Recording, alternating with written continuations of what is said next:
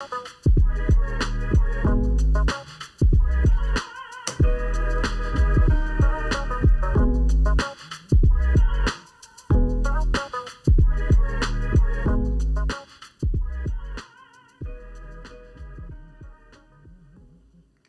up, everybody? What's up? What's up? This is Shannon and Shirley, the co-host of My Marriage is Dizzy. Is dope. My Marriage is Dizzy. This is My Marriage is Dope podcast. I am your host, Shannon Austin, and I'm here with my amazing co-host, the lovely Shirley Austin. Shirley Austin. Oh, you know you lovely. I am lovely. Now, come on now. Come on, lovely.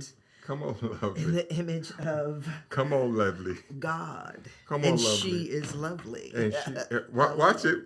Hello. What we discussing today? Because Hello. I don't know if I was ready for she. You know. Come on, man. So we're so glad to have you guys back for another episode, and we're gonna do what my sister said to me so many years ago. You know what that is? She says so many profound. She does. Things. Our sister is it's dope, right? She is dope. Yeah, she is very wise and profound. Shout out to Elisa Austin Tynes, right? Yep. EE to be precise. And she told me one time, she said, "Keep it simple, stupid." Okay, well there you go. Keep it simple, stupid. and we are presenting, and we have been, over the last episode or so, we've been just presenting just simple stuff. Yeah. Like, stuff. how did we get to a point where we're making marriage so doggone complicated? So complicated. Yep. I'm asking. That's a question. How did... Because we're in our feelings. We're in our feelings. We get lost in them. We create a whole ocean of them, and that's where we reside many times. And it's hard to get pulled out, especially in the place where you've been hurt. But then when we go to seek wisdom, we don't seek wisdom in the right spaces. We seek wisdom in the spaces that take us deeper into our feelings because we go where it feels good, right? Isn't the culture... Pause right there for a second. Isn't the culture of today's dating and marriage advice and relationship advice, isn't it centered around trauma? It just seems to be so... such a this phone on do not disturb. I thought I just did that. When you say centered around trauma, it just seems so venomous. Like it's people going to get experience or trying to get knowledge and information from people who are just coming from a venomous, hurtful place. Yes. I'm sorry to cut you off, but yeah, coming from a hurtful place, and right, I think we're all coming from a hurtful place. The problem is you start there and you end there, right? Because we share the trauma that we've been through, and then we share this is what we did to get through it. This is the work that it takes. These are the tools that you use. Right. So the problem is that we're there and we're staying there. And, people are drinking the Kool-Aid. They're drinking the Kool-Aid. Why? Because it feels good. It's easier to not do the work. It's easier to blame somebody else, right? Because if you blame somebody else, that means the responsibility is now off of you. You don't have to. You're not culpable at all. At all. Right. And unfortunately, people, are living their lives comfortable with not taking ownership, responsibility, and it's like at some point in time, for you to get to where you want to get to in relationships, you gotta begin to own, and take on the responsibility, and really dive into surrounding yourself with those types of tools, people, support groups, confidants and friends that will tell you the truth about yourself in order for you to grow. And listen, let me say this. some people can't even tell you the truth about yourself. The only person who could tell you the truth about yourself is you. Because people can only go back so far with you, right? You knew me at the age of 25, 24, 25, you were 30, somewhere in right? So I can only go back to when you were 31. You can only go back to when I was 24, 25 years old. Yes, ma'am. Right? But when we look at origins of trauma, our trauma wounds, right? I could break down the 5 trauma wounds of origins, right? Worthiness, belonging, prioritization, trust, safety, right? And then that helps cause abandonment, rejection issues, right? Humility, shame, injustice.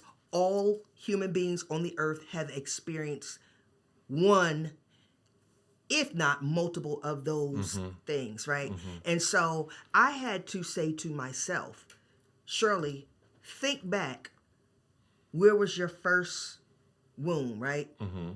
And when I thought back, initially I thought back to when I was 9 years old, because that's when I started getting molested. That's when I found out that I was adopted in a very traumatic way.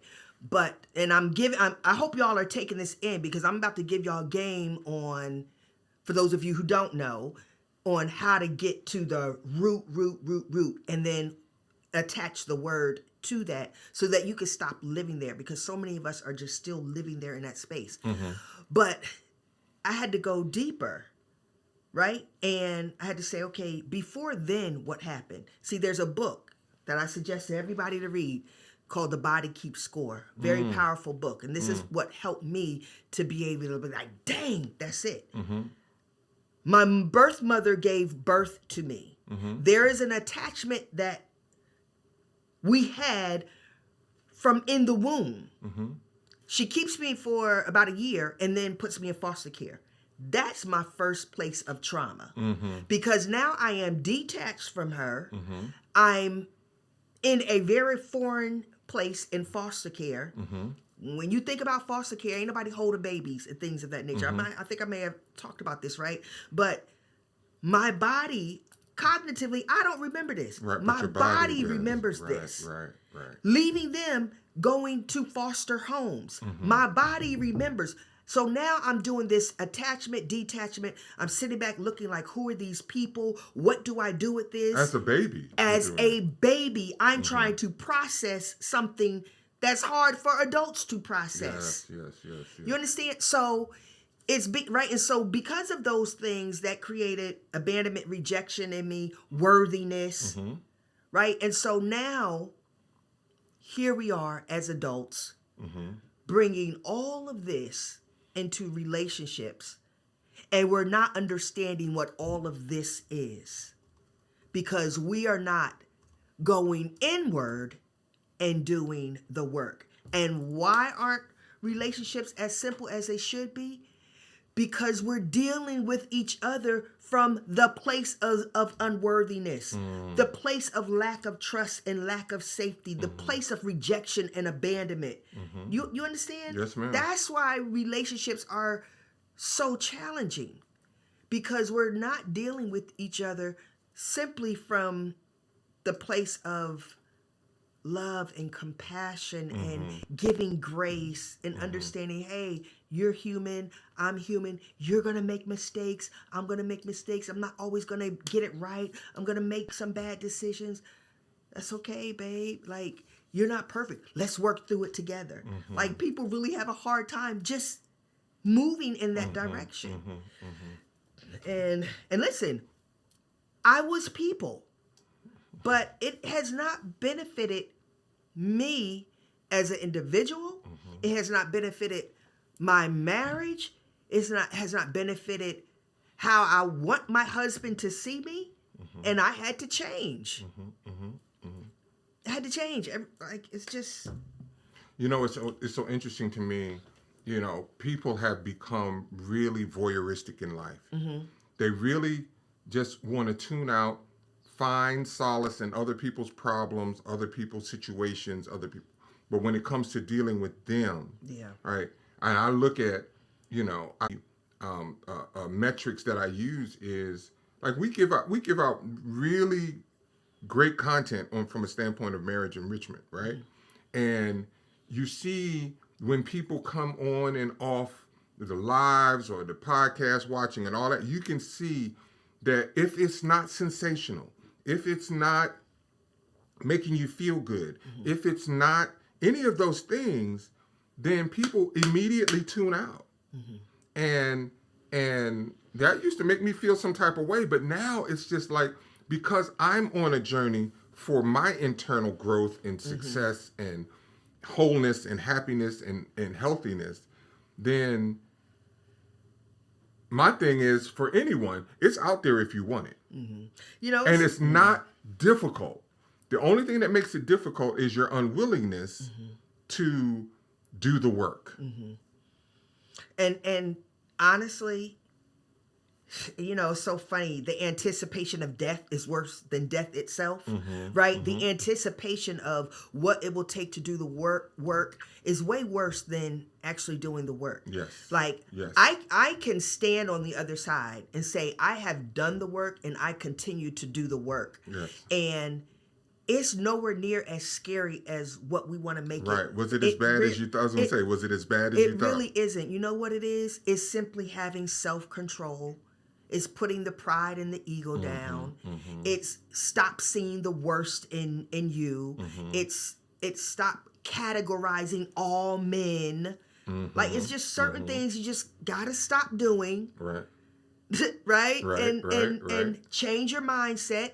As Ronnie Vanderhorst says, the root of all maladjustment is in the mind. Process. It's in the mind. Right? So that's where it starts. Right? I had to humble myself before my heavenly Father and be like, show me. Let us work together, because I can't even work with you until I allow God to work on me and work on my heart. And people we're so into protecting our own hearts, and so it's just crazy, because the very thing we want is literally on the other side of what we're doing. Right. And what we're fighting against. And what we're fighting against. Right, we right. want to be loved, but no, we're going to hold on to our heart. Nobody going to hurt my Nobody heart. gonna hurt my heart. You're not going to get loved, Right. and you're not going to be able to love. Right. It's just, y'all, it's not that. It's actually, for me, and people that I know who have done the work, it's like, it's a beautiful journey to discover things about yourself. Yes. It's a beautiful journey to see, dang, this is where I was. Now look at where I am. Like, that's a beautiful thing. Absolutely beautiful. I wouldn't trade it for the world. I'm, going through some transitions now with some educational processes and things of that nature. And what I'm learning about myself in that process, it's like, whoa, like I'm like stepping back like, ooh, that's me. And but I'm leaning into it. It's because it's like the bells are going off and things are starting to make sense and the planets are starting to align. Oh, this is why I am this way. This is why I do what. This is why we might have certain types of interactions or feelings towards each other or experiences that we have had. It's starting to all make sense. Yeah. And so what it does is, now that it's starting to make sense and things and light bulbs are going off, now I want to lean in to even more growth and development in development and a better understanding and a closer walk with you and a closer walk with God. And it's just, listen, we're saying God, the Holy Spirit, things. For you, it might be the universe. For you, it might be Allah, Buddha, like whatever. You have to lean into your spiritual center. Our spiritual center is Christianity, is Christ. But whatever your spiritual center is, you cannot work on yourself, which we're about to start discussing, right? In these 6 easy steps, it will be impossible for you to successfully navigate this space and do what we're coaching you to do right now if you do not have a spiritual center. I'm sorry. Or just even a moral center, a moral compass. What is right and wrong? If you can't even simply live by that, then I don't know what to tell you. Yeah, it's having, and not just having because listen, there are atheists who have wonderful relationships. But I would challenge you to say that you are limited completely. Because there's something that God can bring out of you that you yourself, a human, cannot bring out of yourself. There's a level of love that God, who is love, brings out when you reach out to God. For that level, I could never bring that out in myself. I just couldn't. The human in me it's just not possible. So look, we're going to discuss 6 very simple, easy things that you can do to have a perfect marriage. And it's like, if you look at last week's 6 or last episode 6 things, if you did those things from the time you watched until now, you should see a difference in your marriage. And listen, would you agree? I would agree, and I will say, the things that we share, really, it's changing you, which will help to change your marriage, right? Because when you look at the things that we share, it's things that you have to do just for you to have a better life. And your marriage is just a beneficiary of your change and your growth, right? So, and of course, some of them, it is directly towards your spouse, but a lot of them, we have it where it's just you, like you being the best, absolute best person that you can be. So outstanding. So let's dive into, always the first of the 6 is spiritual, and I'm gonna let you take that one, babe. Yep, create a sacred space and time for your personal spiritual connection.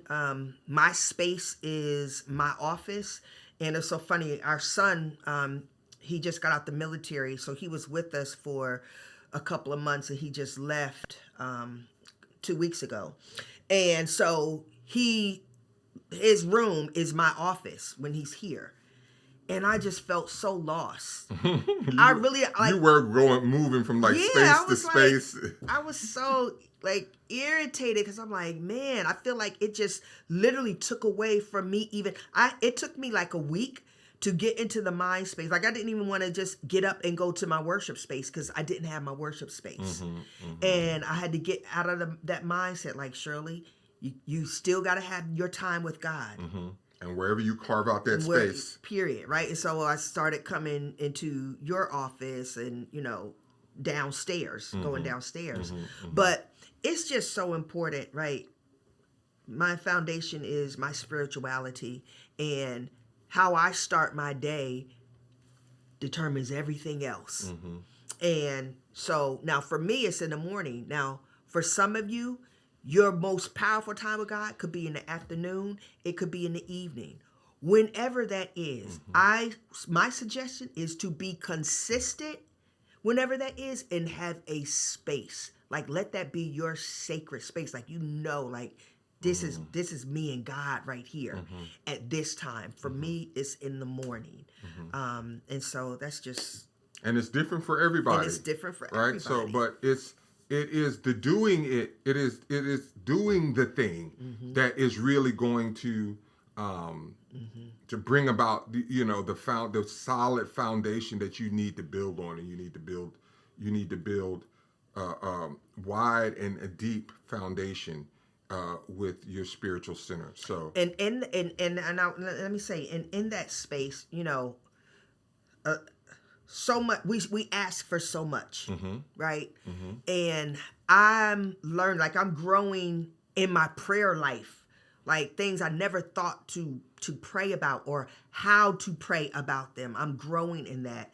And I'm also learning that the same time I give to talking to God, I need to now just sit back and listen. Because a lot of times we talk, we're going to read the word, we're going to pray, and then we get up and we go about our day. Well, when are we taking time to hear what God has to say to us? When does it become... There are things going on in our marriages. Yes.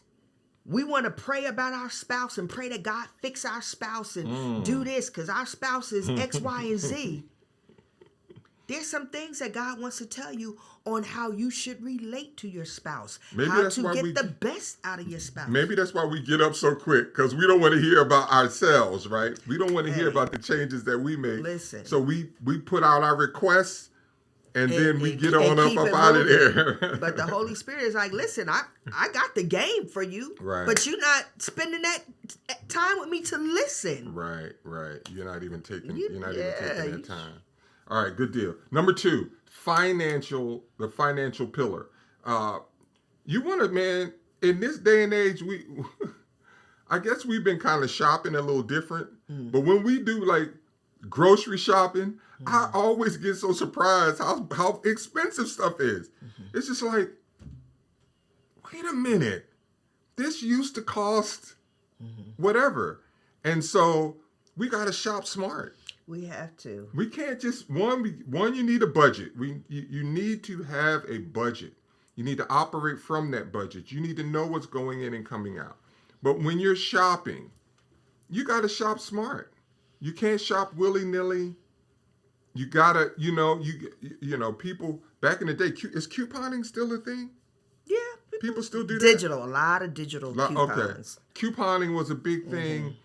We used to, when we had our dessert business, I would go from, it cost a little bit more in gas, but I would go one place to get eggs. I would go one place to get flour, because I was calling myself shopping smart to bring down our cost of goods.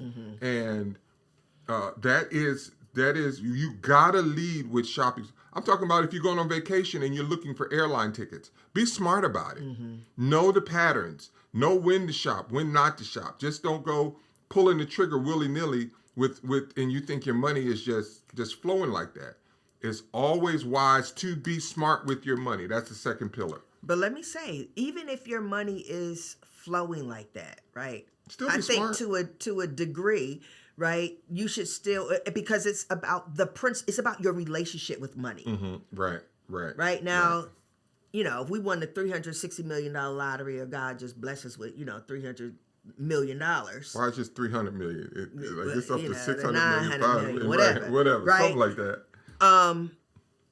Still, if I have a destructive mindset around money, eventually you're that money, I'm going to blow through the You're money. You're going to blow through it. So it's not just about, we don't have that much, we need to shop smart. It's about, developing character as it pertains to how you spend your money. Finances, right. So a strong financial character will take you far and allow you to do so much more. Yes. Right? Yes. People gonna get that money and they're gonna start flying private and start doing go on down there and get that ticket at Delta. It's still gonna get you there and it's gonna get you there safe, right? But understand and have a good relationship with money. Yeah. Right? This is one, I'm fussing at you because you put this on the list, right? The next pillar is the health pillar. The third pillar is the health pillar. And the suggestion there, very simple suggestion there, is get quality rest, sleep. And who doesn't do that? Both of us. Right. Oh, Miss Tit for Tat. No, I'm just saying, both That's of us. Tit for Tat. Oh, yeah. Both of us. So I put my phone down last night. You picked yours up. Then I was like, I'll pick mine back up.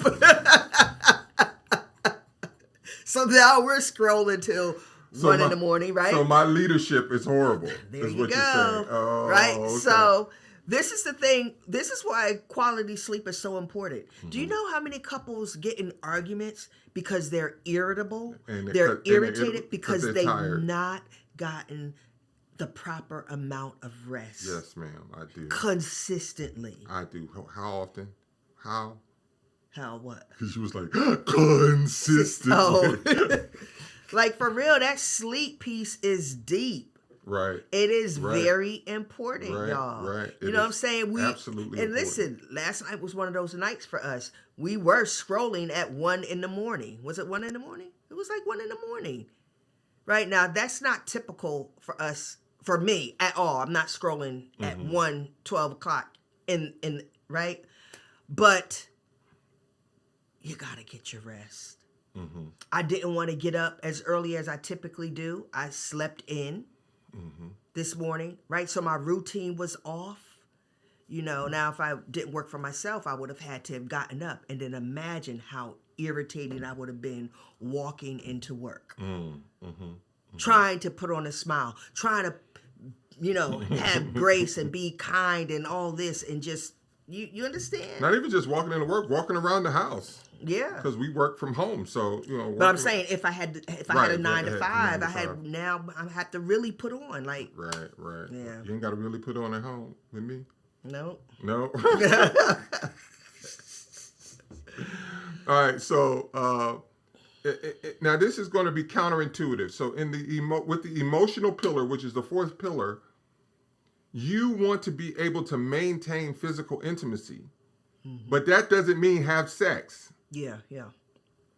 Emotionally, touch is so very important. I was watching a documentary, and it's called Queens, and it looked at different animals and the women being at the hierarchy of the communal relationship.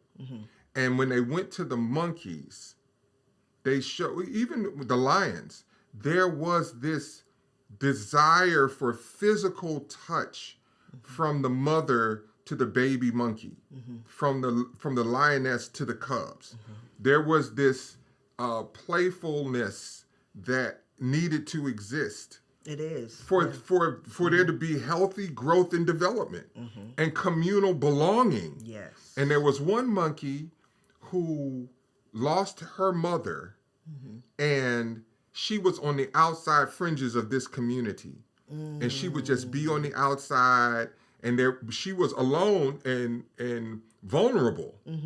And over time, they let her in, and a part of the letting in process was being groomed. And it was less to me about being groomed and more so about being touched. So physical intimacy is very, very important. Very, very really important for emotional well-being. It really is, because and that's not sex. No, it's not. The lack of physical intimacy, and I know if you guys have experienced this, I know you can feel me. You are in your head about why your spouse is not touching you, kissing you, hugging you.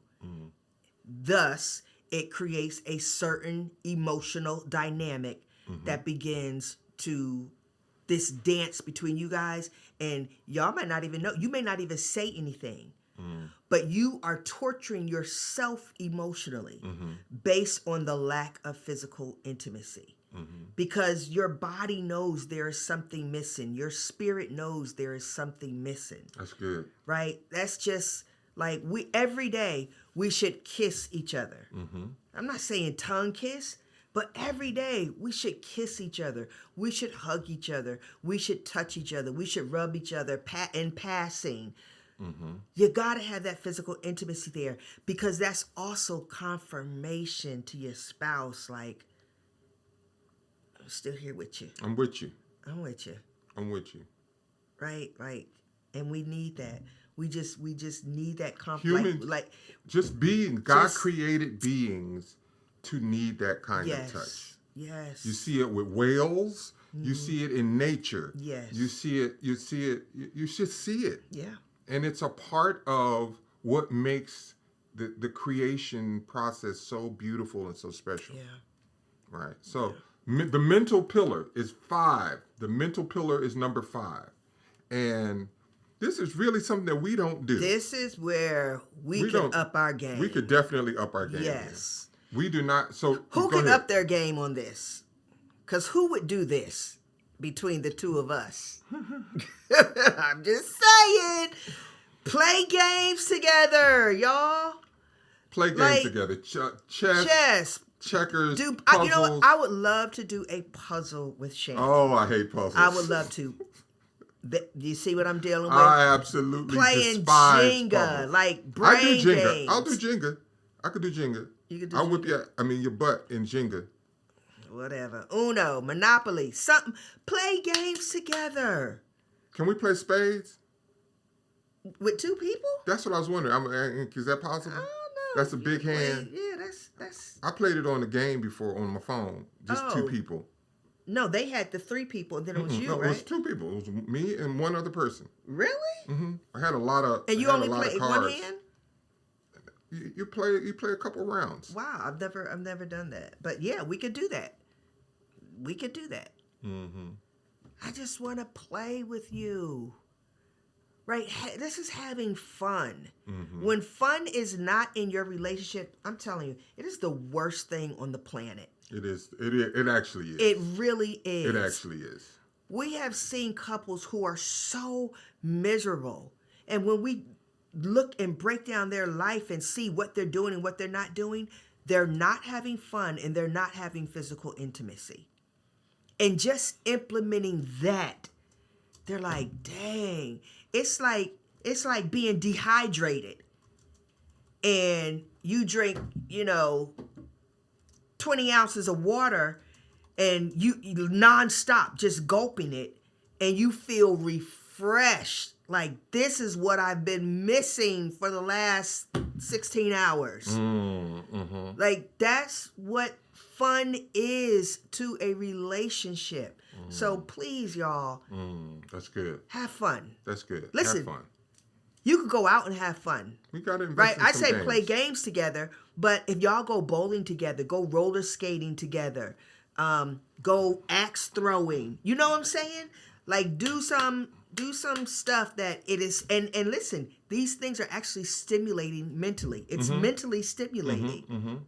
It's not just a date. It's not about just being together and what have you. It's doing something that will have you both working on the mental side of who you are as a human being, but you're doing it together. You're doing it together. And I'm quite sure, I don't know what studies might be out there, but it probably brings about some bonding. Oh, no, right. The studies are there. Yeah. I've studied it. Yes, and we experience it. And all of you out there, everybody on here has been in a relationship, I'm going to assume.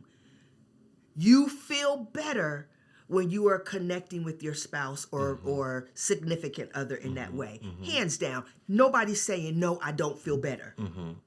It just ain't happening. Yes, I agree.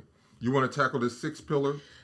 Sexually, right? Creative romantic environment.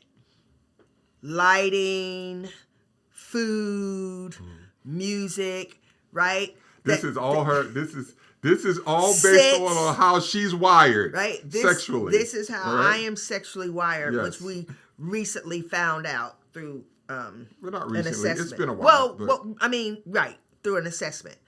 But when I say recent, I'm saying recent because we realize we have been lacking in that. That understanding. That understanding of sex and sexual intimacy. We did not know how each other was wired. Yes. And we just was approaching it like you're just supposed to have sex. And how important it is. Right. We get to the business, and we both make sure that we are taken care of how you're supposed to be taken care of. But still, you can buck your eyes on that. But still, there's something, however he's wired sexually, however I'm wired sexually, there's still something where we're like, man, there's still more to this. It's not just about an orgasm. It's not just about there's for me, it's just about the right? But that's how I'm wired. He's wired, though. That's how I'm wired. Right? And so everybody, right, is different, and that if you operate from that understanding and the difference, yes, and working with and through the difference, yes, that's what creates an amazing sex life. Because we think sex equals orgasm. Right. Penetration. Everything leads to genitals, orgasm. An orgasm. Right? So even though orgasms are great, really, people need to know it's not the end all to be all. Because when you're wired a certain way and that is not being met, there's still something in you that feels like, man, there's more to this. Like it's unfulfilled. It's like an itch that's not being scratched. Right. It's like over more, keep going. You're frustrated because it's like it's right right there, like you close. Yes. And so, we've moved a lot. And so I never created an environment in my home that I see in my head. And I'm talking about physically, like pictures on the walls and things of that nature. And in this home, this is our first home that we actually purchased. And I was like, man, I really want to create an environment. And I remember when we did the assessment, and I was away in Jersey for months. And when I came back home, Shannon had pictures on the wall. You had purchased candles, decor, set up a chair. And for me, I was like, this is a room you want to make love in. This is an environment you want to make love in. Right? It just understanding how your spouse is wired, having those conversations like, man, babe, like what brings out the sexiness in you? Now, let me say this. Let me say this. Even though that's how you wired, I do appreciate scents and candles and environment and ambiance and using my five senses. I don't not appreciate that. Right. It's just not how I'm fundamentally wired. But it's not going to hurt you, right? Lighting a candle, like not all the time. Sometimes you want to get right at it. Right. Sometimes, but if I'm considering her, then I'm being intentional about taking time to create an environment that engages her five senses. Yes. Because that's how she's wired. Yeah. But I mean, well, I don't do this too much. I was going to say, when we go out to restaurants, I should be concerned about going places where you like to eat.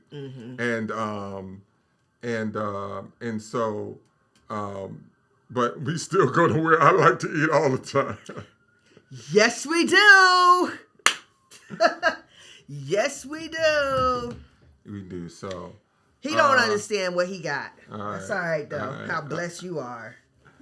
Bring 'em out. Let's bring come 'em on. out, Let's bring get 'em this out, Q&A bring 'em out. is up. It's hard to We yell about when to the get. barrel's in your mouth. Dude. We about to jump into this Q&A. So if you guys are in the chat and you have any questions or what have you, we're working on the sound going in and out. Shirley, you told me about my self-constructive. Hi, Laura. I hope it helped. Because I will tell a nigga about themselves now. I will do it. All right, so bring your questions to the table. If you have them, drop it in the chat.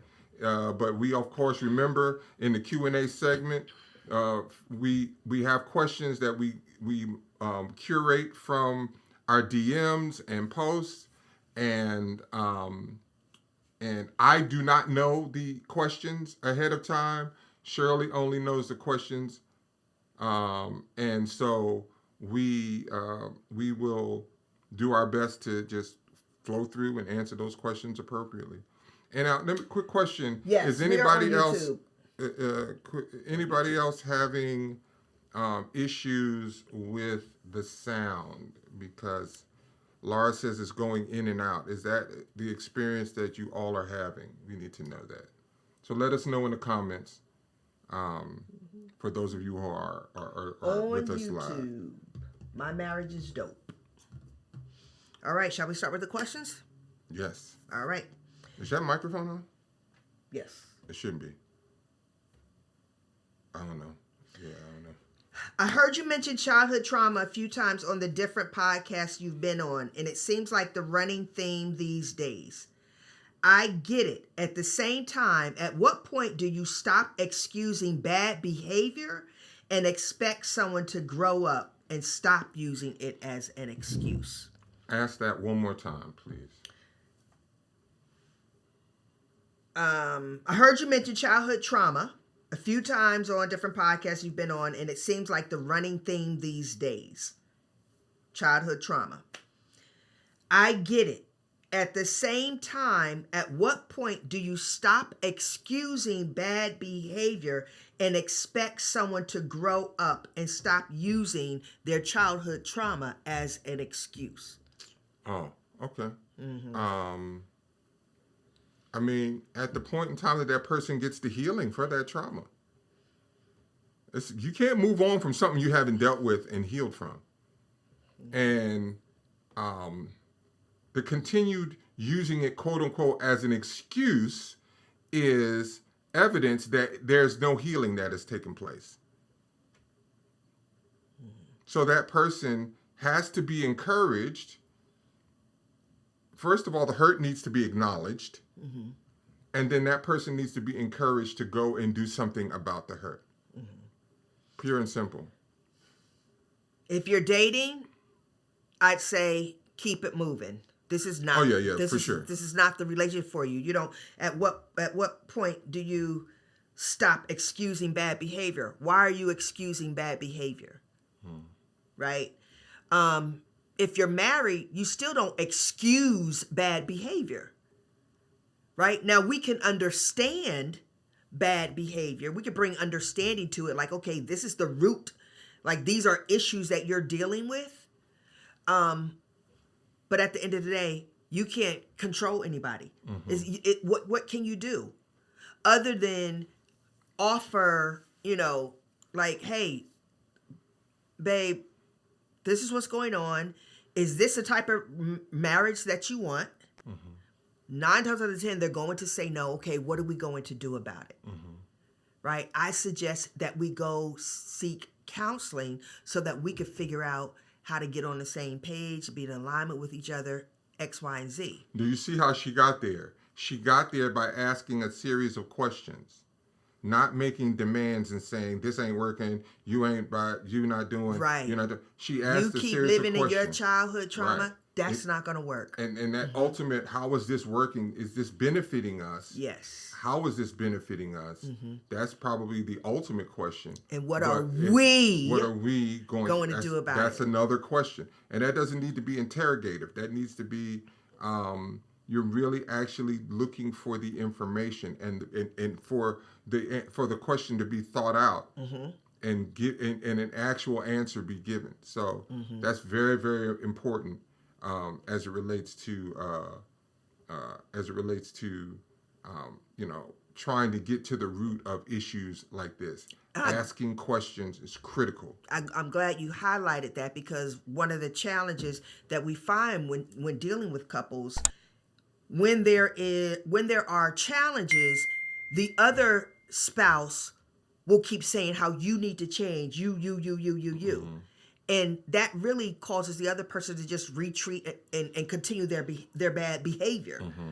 Right? Because there's no support in that. Mm-hmm. They already feel bad. They already know they're being whatever. Mm-hmm. Right? Mm-hmm. And so when you can approach the situation, even though you may not be the primary person in that season who's causing damage, you still approach it as like, we're a team. What are we going to do about this? Mm-hmm.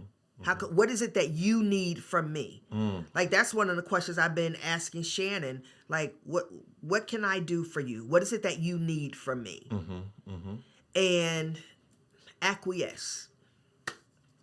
Simple. Let's take something from the chat real quick. Okay. In these comments, where did I see a question? Here we go. Go ahead, read that. Should someone know themselves? Sorry, I couldn't. Oh. Should someone know themselves first before entering a relationship, or should this be something that couples do on the journey of the relationship? Both. Both. It's not an either or. Both, It's both and. Right. It's both and T. Right. Yeah. And listen, because this is the thing. You're going to find out things about yourself on the journey. On the journey. That's a life of discovery. It literally is a journey of discovering yourself and, of course, discovering your partner as long as you guys are together. But you definitely should not come into a relationship where you are just so wounded, so emotionally wounded, mentally wounded. You have stereotypes about men or stereotypes about women, and you're jaded and cynical. But at the core, you want love. And so you want to find a relationship. you're shooting yourself in the foot. You need to put the I want love and I want a relationship on the back burner and deal with your heart wounds and the things that are now patterns of thoughts up here in your mind. Deal with that. That's good. Go ahead and let them go. All right, guys, come on over to YouTube. My marriage is dope. Gonna let you go. Thanks for joining. Peace. All right. Next question. I believe my husband is having an emotional affair. I am not 100% sure, simply because I do not have actual proof, but everything points to it. He's secretive. He's protective of his phone. He goes missing and I'll find him on calls. The phone will ring and he will walk away from me and not say a word until he's out of the same space as me. I've mentioned it, but because I don't have proof, he's completely denying it. How should I go about finding out to get the truth so that we can move forward? I'm gonna let you jump off right in the deep end on that one. Well, I don't think you should go trying to find out. You asked him about it and he has denied it. But I will say this, and this is the caveat. If you married a good person, there are things that you could do to begin to change the tide of your relationship based on your heart and your approach. If you did not, right? If this is not a good man at the core of who he is, who you married, nothing I say really is going to help. You just have to make the best decision for yourself, right? If you married a good man, I would focus more on where are you missing the mark? Ooh. How are you not showing I'm up glad as I a didn't wife? say it. I didn't want to say it. I didn't want to say Trust it. me. If he's a good man and you're seeing these things take place, that means there's something missing at home. And listen, it's hard to hear. And, people want to say, everything got to be a woman's fault. Everything's not a woman's fault. I'm just talking to this young lady who asked the question. And I understand human behavior. I understand patterns, right? And I understand when a person is a good person, trust me, he's doing what he thinks he needs to do to get something filled. If it was being filled, he wouldn't be doing it. 9 times out of 10. Some people, because they are immature and they are still little boys, they're going to act out with their penis.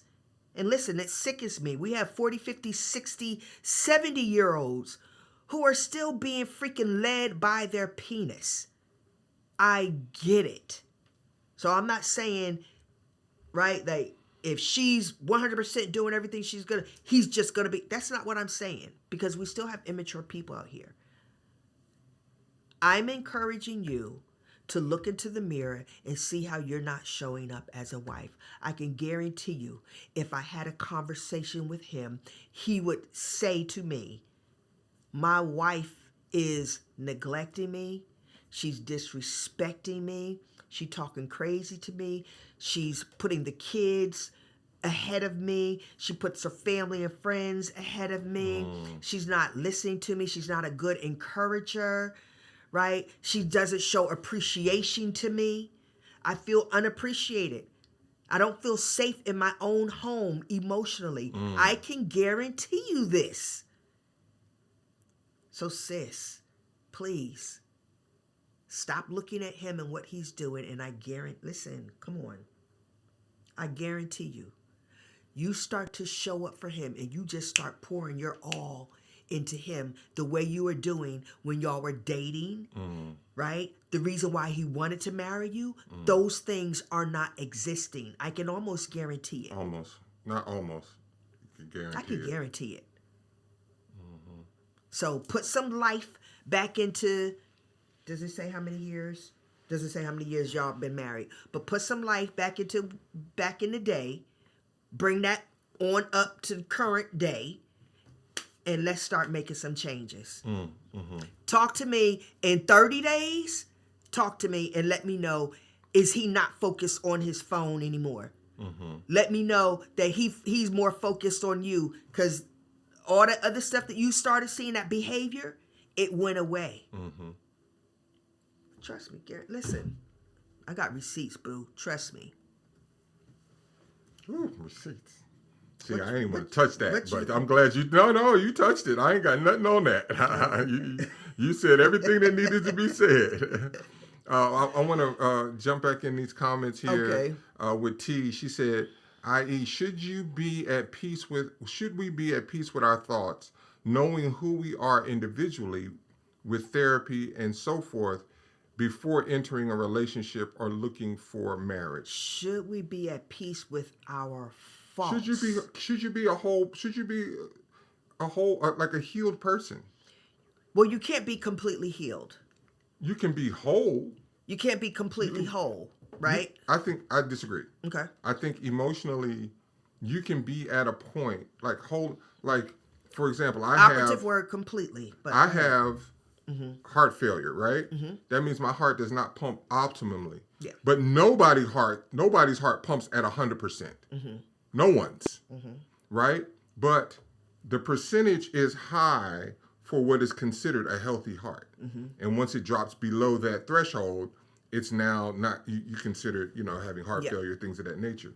So what I'm saying is, no, within this imperfect space that we live in and occupy, called this earth, in our lives, you can be whole to a point that is not that you don't have faults, not that you don't have, little, subtle things that you do, and even not so subtle things that you do.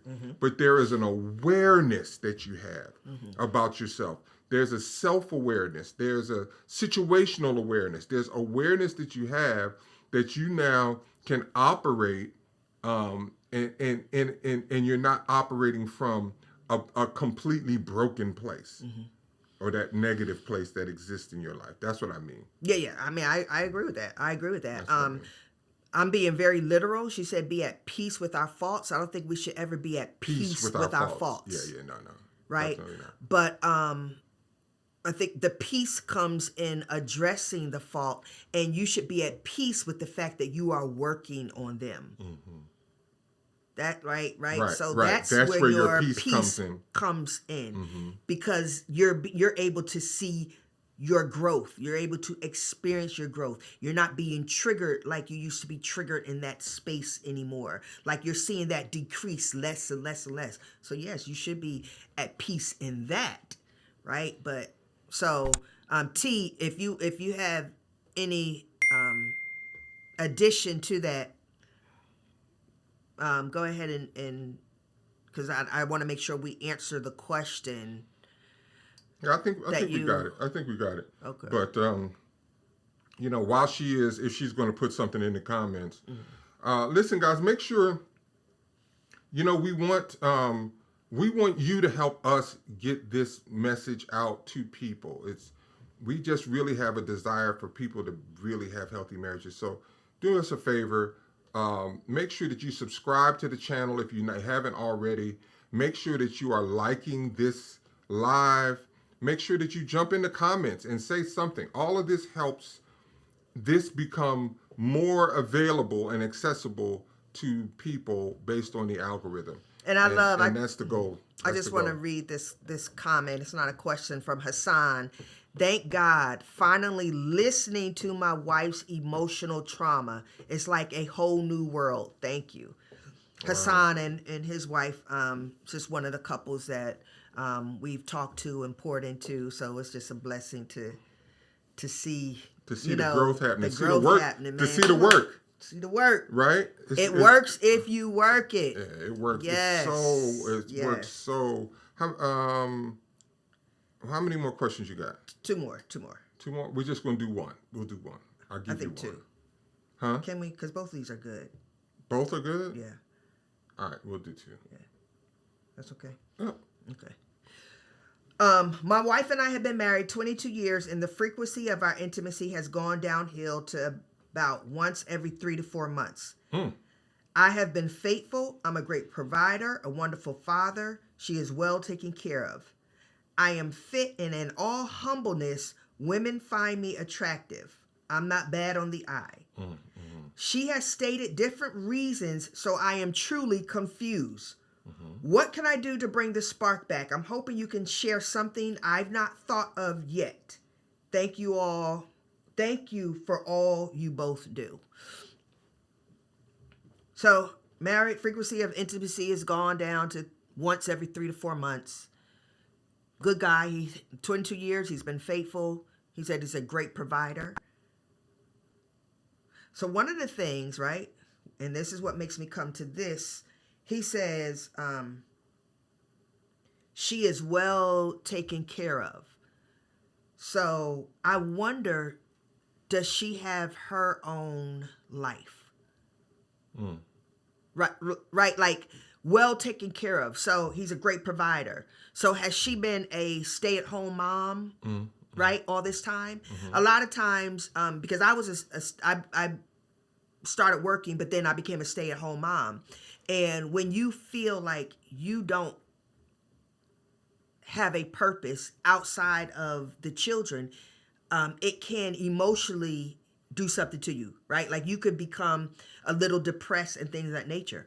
So I wonder, does she feel like, it's hard to answer this question, brother, because there are some questions that we need to ask Yes. Right? But just, I don't know.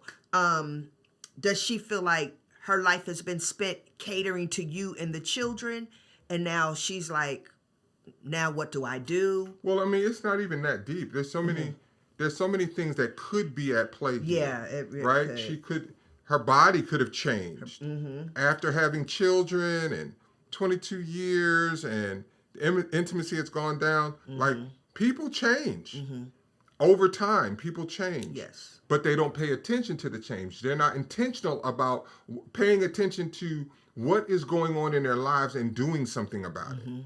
Right? They wait kind of till it's almost not too late, but it's like it's gone way past, and now you got to work so hard to get back to a particular place. It might be physically, it might be emotionally, right? Yeah. And so there's so many questions, really, but I would really have him enter into a dialogue with her to try to get to the root of, hey, what's really going on? Sounds like he has. So I was. He doesn't know what's going on because he's asking questions. No, he doesn't know what's going on, but he has entered into a dialogue with her to try to find out. So I would seek counsel. What makes you say that? Because he said, she has stated different reasons, so I am truly confused. And then he said, I'm hoping you can share something I've not thought of. He's been doing things and trying to figure out what is going on. So asking questions like, what's wrong? Why don't you want to have sex with me? And or why aren't we having sex? And her giving different reasons, that's not a dialogue. That's we don't know an what type of, we don't know if he's interrogating her, honey. Well, that's an assumption. Well, it's a reasonable assumption because when you sit down to have true dialogue with somebody and you really want to help them, you want to help the situation and what have you, you don't say, I don't know what to do. That kind of process brings about answers that listen to what I'm saying. It brings about answers that even if you don't know how to fix the problem, now you're asking, how can we, we're having issues with intimacy, and I understand that my wife, based off of our conversations, has it sounds like her pelvic floor is something's going on with her pelvic floor. What do we do? Where can we go get help about that? That's what it doesn't, the question hasn't been answered, but you begin to ask the types of questions that bring about some sort of healing or therapeutic process or trying to change what's going on, right? But when you're just asking, or saying things like, I sure wish we would have sex more, or why don't we have sex more, that doesn't produce. That's why I wish we could talk, because we don't know that that's the case. We don't know. He seems like a very thoughtful person. Like he's So I don't know where you're getting at. we just don't know. In the question, but I guess if you see thoughtfulness, I don't see no thoughtfulness at all. I just see a barrage of questions and frustration. I don't see no thoughtfulness, personally. But that's just me. So I would say seek a third party. Definitely a third party. Right? Because sometimes as loving and kind and introspective as you can be in asking questions, sometimes the person doesn't even know. Mm-hmm. It really does take a professional person to pull it out. That's what I'm saying. Like, we don't know that he's just coming like, I ain't had no sex. That's not what I'm getting from that at all. Well, we're getting two totally different things. And I'm a man and you're a woman. So we're seeing it from different lenses. Yeah. Mm-hmm. He definitely is complaining. Oh, I can tell you that right now. Go ahead. Last question. You're so combative. He's not complaining. He's a husband who is concerned. Okay. Golly. And you're a bleeding heart liberal. I am. So, question. What are your thoughts on single people speaking on relationships, specifically marriage? I'm asking because I've heard some different, if you will, advice from single influencers than I have from those who are married, and it sounds good, but I'm not sure if it's practical. This question is based in me really wanting to make sure I follow the best advice because I want to be married one day. I love that statement most from this question. I love that statement. This question is based in me really wanting to make sure I follow the best advice because I want to be married one day. Mm-hmm. Thank you for for the young lady that asked this this question, and the reason why she asked, right? It's not just the single influencers against the married influencers. Mm-hmm. So I love that. But what you gonna answer the question? Oh yeah, I will start. Mm-hmm. Sure. What? So some things only come through experience. Influencers who are single can give wonderful advice in theory.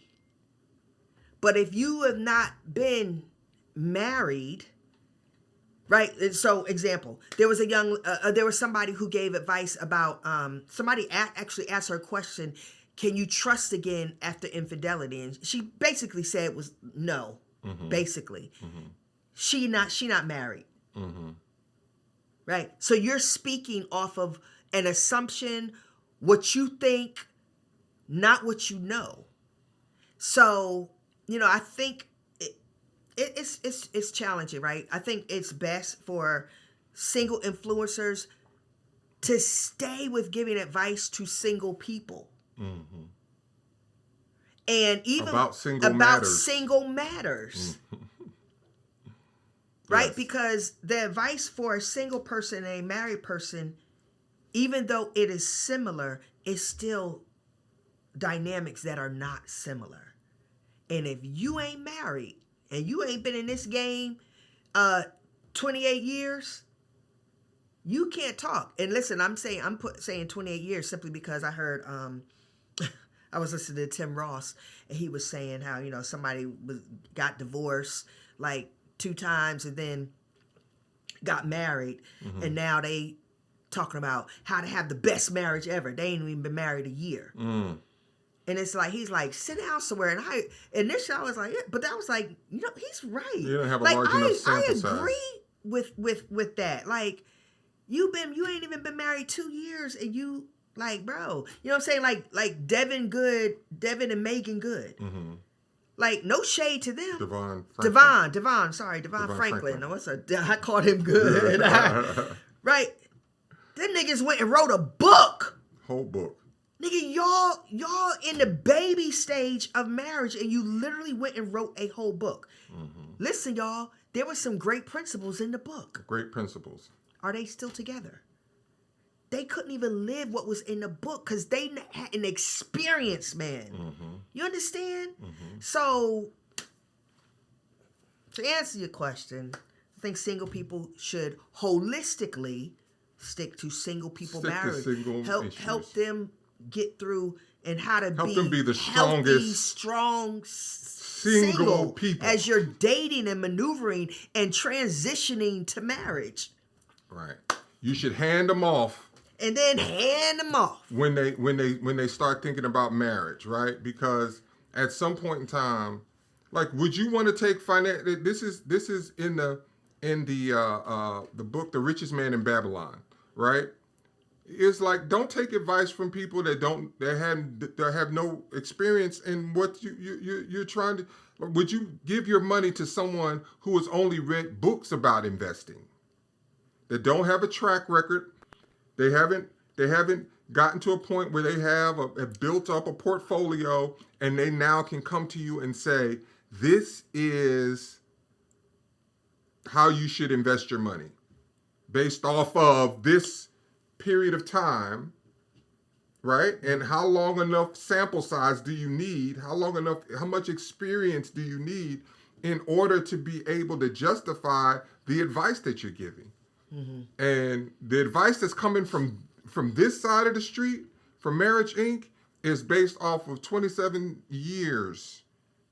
years of experience, tried and true, trying things, going through hell and back. We could give you all of the cliches that say, we've been there and done that. We've been down and through there. Shirley earlier said she got receipts, right? We're talking to you based off of our research and understanding of our knowledge and interpretation of that knowledge. But a higher percentage of what we're talking to you about is coming from what we have actually experienced or what we have helped other people walk through. Yeah. Mm-hmm. Right? And so, anybody can say anything that sounds good and sounds flowery. Have you put that into practice? Yeah. Have you worked that problem? Mm-hmm. And or is this just an answer that makes sense to you? Mm-hmm. Right? You got some people out there that are fitness trainers. They can actually tell you, like, I could take you through a whole workout and get you to grow from a physical perspective. Mm-hmm. Do you want me that? No, because I haven't demonstrated the consistency. I haven't demonstrated it's not obvious in my body that I have done this kind of work. But listen, you actually could, but you could only get me but so far. And a good mental part of when you're dealing with a coach, getting you through certain things, is knowing I've been there. If I want to run a marathon, have you run a marathon? Yes. This is I'm giving you training advice based off of what I experienced. You're going to experience something different, but this is going to help you along the way. Right. That kind of information is what's needed out here. No disrespect to the single influencers, but yeah, cut that out. Stop giving advice not based off of anything but theoretical knowledge. T says, I'm a man foremost. I've been knowing you guys, since you were in Huntsville, Alabama. I was a young coach when Jelani, do you remember him? I don't remember when Jelani played at Lakewood. Oh, my goodness. Yeah, Thank you so he's much. He's known us for a long time. Appreciate you, bro. Yeah, we were calling T her. Yeah, sorry about that, bro. Hi, Bree. What's up? Thanks for being on, Laura. Appreciate you guys, the Creative Network. Azab. Oh, man. So glad you were able to catch us live. Man, we appreciate you guys. Listen, thank you for joining us and tuning in to another episode of My Marriage is Dope podcast. Please make sure that you like, subscribe, put on the bell notifications, all of that good stuff to help keep you aware of when we are going live and shooting and giving this amazing information. Any parting thoughts? This was good. This was good. I enjoyed it. Listen, see you guys next time. See you guys. Yep. We love you. Love you. Peace.